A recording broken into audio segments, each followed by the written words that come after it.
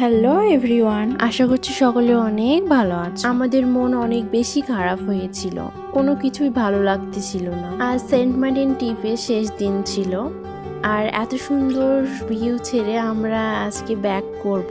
কল্পনাই করতে পারতেছিলাম না এত সুন্দর দৃশ্য আর আমরা দেখতে পাবো না। আমাদের রুমে চাবি বুঝিয়ে দিয়ে এখান থেকে বিদায় নিলাম। তো যাওয়ার আগে এখানে একটু দোল খেয়ে নিচ্ছিলাম। আমার থেকে ওর মনটা আরো বেশি খারাপ লাগতেছিল, কারণ ওর মুখ দেখে বোঝা যাচ্ছিল যে কিছু একটা হয়েছে। আমাদের 11টায় চেক আউট করার কথা ছিল, কিন্তু আমরা 12টার দিকে চেক আউট করি। তারপর আমাদের হাঁটতে শিফট ছাড়ার অনেক সময় বেঁচে ছিল। এখান থেকে হালকা কিছু খাবার কিনে নিচ্ছিলাম। আমাদের ব্যাগপত্র লাগেজ এগুলো রাখতে এসে দেখি শিপে কেউ ছিল না, তো ও ভিতরে গিয়ে কাউকে ডেকে সেগুলো রেখে আসে। এখানে অনেক রকম মাছগুলো ফ্রাই করার জন্য সাজিয়ে রেডি করে রেখেছিল।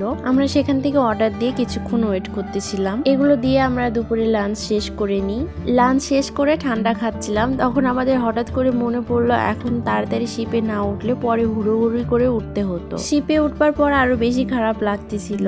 একটু রেস্ট নিতে রুমে আসলাম আর জাহাজ ছাড়বার অপেক্ষায় রইলাম। জাহাজ ছাড়বার পর থেকে আমাদের আরো বেশি খারাপ লাগা শুরু হয়ে যায়। আসার টিকিট কাটবার সাথে সাথে যাওয়ার টিকিটটাও কেটে ফেলেছিলাম। এটাই আমাদের অনেক বড় বোকামি করে ফেলেছি। যতক্ষণ দ্বীপটা দেখা যাচ্ছিল আমরা ততক্ষণ সেই দিকে তাকিয়েছিলাম।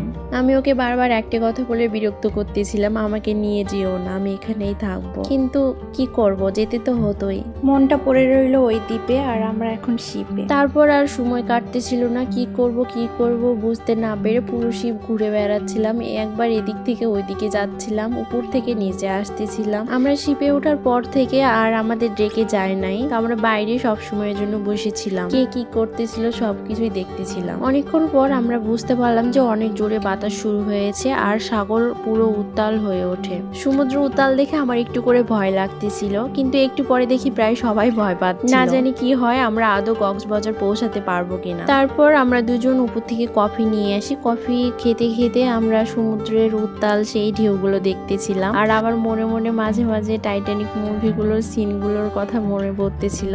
এসব করতে আমরা কক্সবাজার পৌঁছে গেলাম। আর আমাদের কক্সবাজার কিছুদিন থাকার কথা ছিল, কিন্তু আমাদের ইমার্জেন্সি কাজের জন্য আমাদের ব্যাক করতে হয়। তো আমরা সেই রাত্রেই বাসে করে ব্যাক করতেছিলাম ঢাকাতে। তো আমাদের রাত্রে ডিনারটা কোথাও করা হয় নাই, তো তার জন্য কুমিল্লাতে যখন থামিয়ে বাস থেকে নেমে আমরা এখানে সেই ভোর রাতে ডিনার করেছিলাম। আমাদের এই লং জার্নিটা শেষ হলো সকাল 6টার সময় ঢাকায় এসে পৌঁছানোর পরে।